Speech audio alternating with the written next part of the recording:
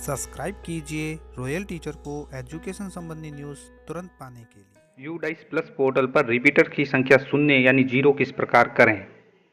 जी हाँ साथियों, इस वक्त की बड़ी खबर की बात करें तो दोस्तों, जैसा कि आप सभी जानते हैं कि भी वर्तमान में सत्र 2023-24 में जो हमसे यूडाइस भरवाई गई थी, प्रतिवर्ष यूडाइस भरवाई जाती है, तो इस वर्ष जो भरवाई गई थी वो 2022-23 की थी, जिसमें स्टूडेंट वाइज डाटा एंट्री हमने की है। चाइल्ड वाइज डाटा एंट्री जो हमने की थी उसमें प्रत्येक विद्यार्थी का आधार नंबर भी वेरीफाई किया, प्रत्येक विद्यार्थी का 4 स्टेप के अंतर्गत हमने UDISE data student wise complete किया। उस स्टूडेंट वाइज डाटा कंप्लीट करने के बाद दोस्तों ये प्रॉब्लम आ रही है कि कई स्कूलों में रिपीटर्स की संख्या दिखा रहा है।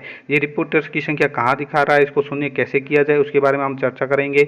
यहाँ पे देखिए दोस्तों, ये एक स्कूल की लिस्ट है जहाँ पे टोटल इनरोलमेंट दिखाई दे रहा है, इसके नीचे रिपीटर्स लिखा आ रहा है।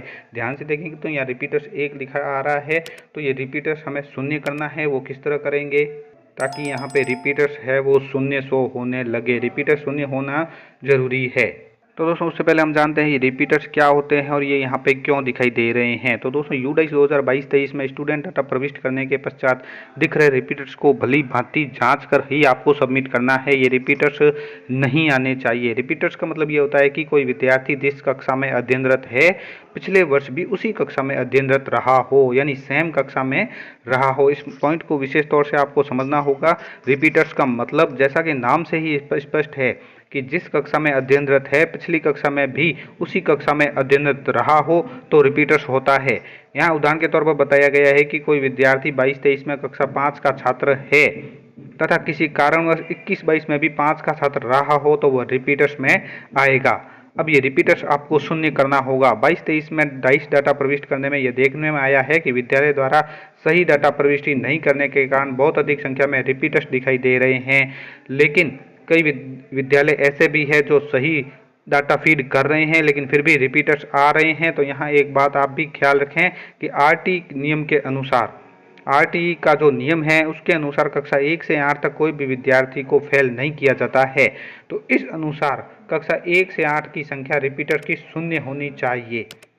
यानी यूडाइस भरते समय 1 से 8 में किसी को भी हमें रिपीटर्स दिखाई नहीं दिखाना है, उसको शून्य करना है, क्योंकि आरटीई के नियम के अनुसार किसी विद्यार्थी को फेल नहीं किया जा सकता। फिर भी किसी वजह से, यानी कोई कारण रह सकता है कि विद्यार्थी परीक्षा में अनुपस्थित है या अन्य कारण से पुनः उसी कक्षा में प्रवेश लेता है, तो वह रिपीटर्स माना जाएगा। इसके लिए उचित कारण भी दर्शाना होगा कि रिपीटर्स क्यों है। उचित कारण है तो वो रिपीटर्स हो सकता है। साथ ही 9 से 12 में जो विद्यार्थी अनुत्तीर्ण हुए हैं पुनः उसी कक्षा में प्रवेशित हो तो वह रिपीटर्स माना जाएगा। साथ ही दोस्तों, कक्षा 9 से 12 में जो विद्यार्थी अनुत्तीर्ण हुए हैं उसके बारे में मैंने बता ही दिया है, और जो विद्यार्थी 21-22 या 22-23 में पुनः उसी कक्षा में प्रवेशित हो तो उसे रिपीटर्स माना जाएगा। इसके अलावा यदि आपके ब्लॉक या विद्यालय में रिपीटर्स दिखाई दे रहे हैं तो आपको कैसे हटाना है उसके बारे में दोस्तों आज हम यहाँ पे चर्चा करेंगे। तो यहाँ पे दोस्तों पहले तो ये स्पष्ट कर दिया रिपीटर्स कौन हो सकते हैं, किसको दिखाना है, किसको नहीं दिखाना है रिपीटर्स।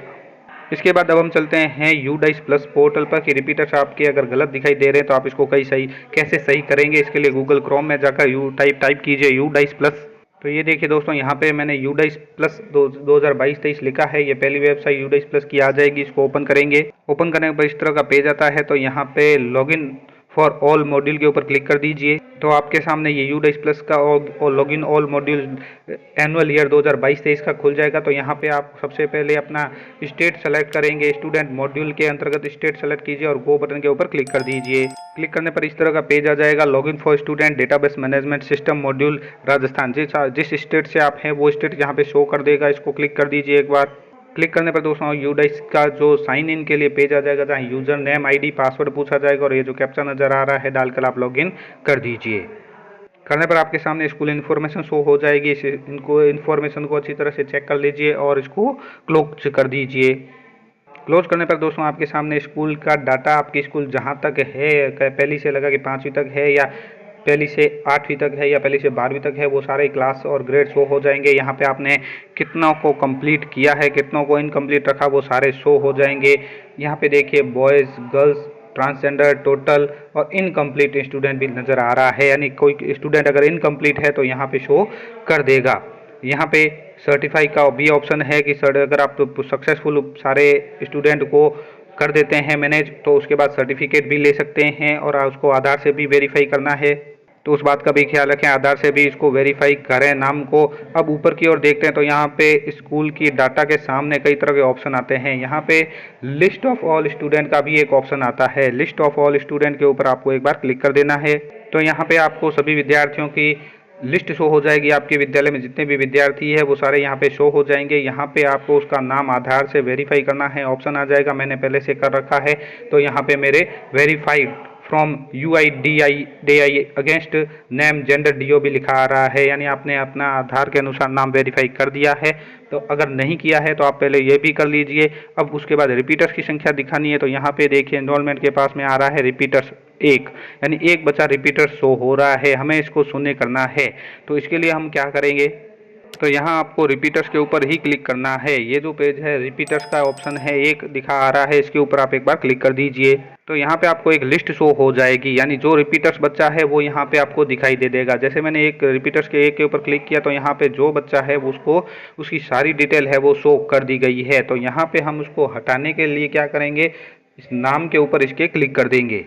तो यहाँ पे उसकी जनरल इन्फॉर्मेशन के तहत सारी डिटेल यहाँ पे शो हो जाती है। आप देख रहे हैं यहाँ पे 4 तरह की डिटेल है जिसको हमने वेरीफाई किया था।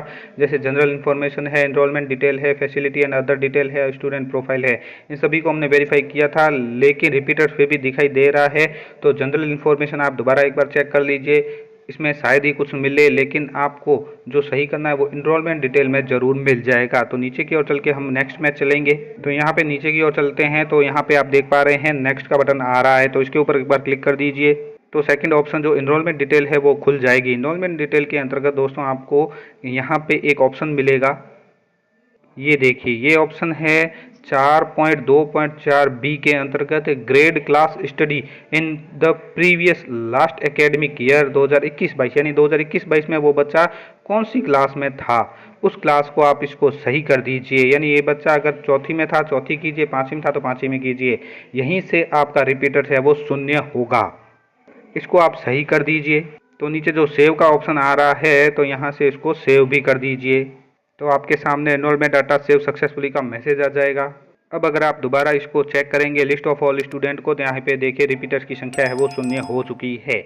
इस तरह से आप रिपीटर्स की संख्या है वो सही कर सकते हैं।